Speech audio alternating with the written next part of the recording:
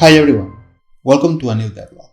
In this episode, I'll show you the new camera system I'm using, some changes and refinements regarding the blocking and resistance system, and finally a little bit of level design. So let's get started. For me, one of the most important things in a game is the camera. Until now, I used Unreal's default system. And to be honest, coming from Unity, I was missing a system similar to Cinemachine. So I decided to buy a plugin that will help me with the camera system. It's called Advanced Third Person Camera. I have to say, this video is not sponsored, but the truth is after a week of playing with the plugin, I can say it works very well and I can recommend it. The plugin is very flexible and you can extend its functionalities. With the default options, I'm already having very good results. And that was just plugging and play. Currently, I use 3 modes: Outdoor mode, Sprint mode, and Lock on Target mode. The plugin comes with more modes and customization options, so I'm sure I will get more of it as I spend more time. Right now is 30% off in the marketplace. I'll leave the link in the description in case you are interested. It's very worth it.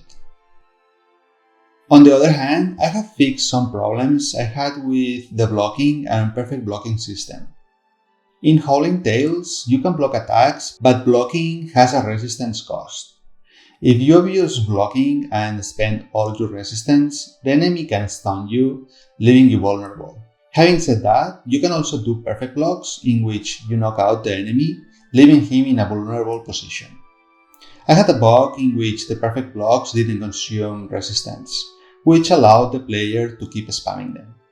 Now it's fixed, which forces the player to make more strategic combat and only block when it has enough resistance.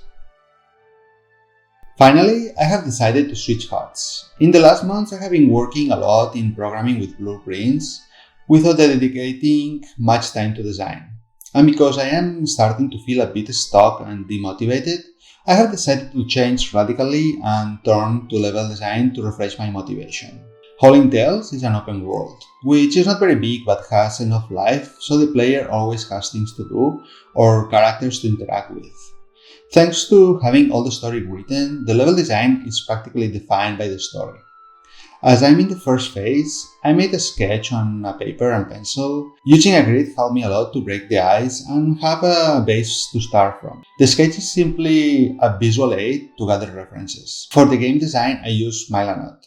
It's a very versatile free tool with which I have written my GDD and now the level design. I'll leave the link in the description in case you want to check it out. As you can see at the moment, I only have some images and notes for each area. Having an overview of the map helps me a lot to establish the different biomes and the transitions between them. Next, I will start designing and jump into Blender to create trees, grass, rocks, houses, etc. In the next devlogs, there will be a lot of content about level design and 3D asset creation. So if that's something that interests you, make sure to subscribe and not miss any new videos. As always, thanks for watching and see you next week with more updates.